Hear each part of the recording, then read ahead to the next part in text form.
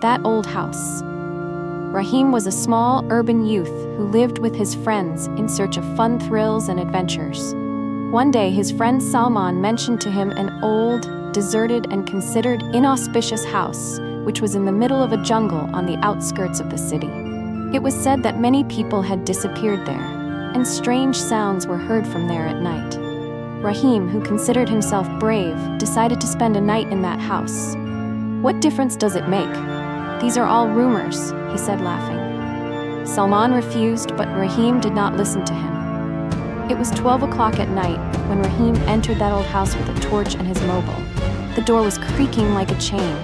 Everything inside was covered in dust. There were old bloodstains on the wood which slowly started appearing fresh. Rahim composed himself and moved forward. Just then, the sound of an old bell echoed. Ting, ting, ting. Rahim looked around. No one was there. The flashlight of the mobile wandered here and there, and his eyes fell on an old photograph in which a family was standing.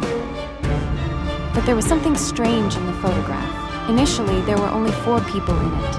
But as soon as he closed his eyes, a 5th person appeared in the photograph. That 5th person, it was Rahim himself.